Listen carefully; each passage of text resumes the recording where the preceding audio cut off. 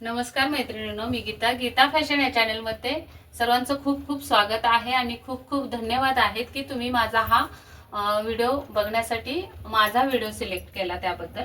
तर तुम्ही princess कटची cutting करता त्यावेळी तुमच्याकडून ब्लाऊज चपटा होतो का किंवा ब्लाऊज पुढून उंचीला कमी होतो का, तर तो का होतो हे मी तुम्हाला या कटिंग मधून दाखवणार आहे। तर ही कटिंग मी ऑलरेडी क्लासमध्ये शिकवली आज। तुम्हाला बघायची असेल तर कमेंट करा, मी नक्कीच पुढचा व्हिडिओ प्रिन्सेस कटचा टाकेन। पण तुर्तास आता आपण जिथे ब्लाऊज चुकतो तर तो का चुकतो हे मी तुम्हाला या कटिंग मधून दाखवणार आहे। जरा या इकडे बघा। तर बघा ही ड्राफ्टिंग मी प्रिन्सेस कटची केलेली आहे। तर इथे मी 1.25 इंचाचा टक्स दिलाय आणि इथं 2.5 इंचाचा दिलाय। तर हा 2.5 इंचाचा हा 1.25 इंचाचा का दिला, कसा दिला, तर आपल्या बॉडी मेजरमेंट नुसार हा टक्स तयार केलाय मी आणि तसा तसा दिलेला आहे। तर तुमचा ब्लाऊज चपटा होण्याचं कारण हेच असतं, तुम्ही नॉर्मली इथं 1.5 इंचाचा टक्स देता किंवा 2चा पण देत असाल, पण हा टक्स देत नाही तुम्ही, मुंड्यामधला टक्स देत नाही। डायरेक्ट तुम्ही काय करता, ही जी आपण रेग जी आलेली असते ना ती रेगच तुम्ही डायरेक्ट फक्त कट करता।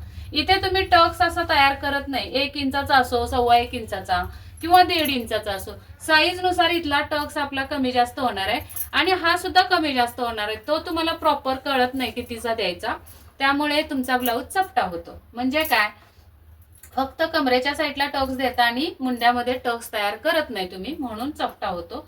आता प्रश्न राहिला ब्लाऊज उंचीला कमी का होतो।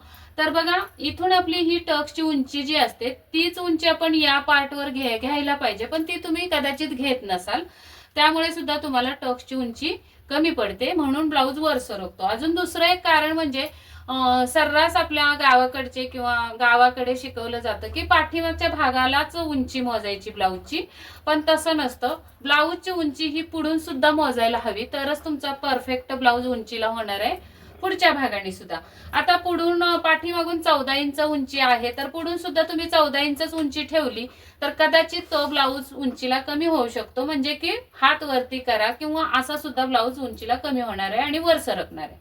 त्यामुळे काय होणार आहे, तुम्ही एक राऊंडचं माप घेत नाही, पॉइंटचं माप घेत नाही, डायरेक्ट तुम्ही उंची टाकता किंवा बॅक पार्टचा कागद ठेवून कटिंग करता। तर तसं न करता प्रॉपर तुमची साईज नुसार पॉइंट किती आहे ती खूण आली पाहिजे, तिथून खाली राऊंड किती आहे ती खूण आली पाहिजे, त्यामध्ये तुम्हाला शिलाई मार्जिन जेवढं पाहिजे तेवढं ऍड करावं लागणार आहे।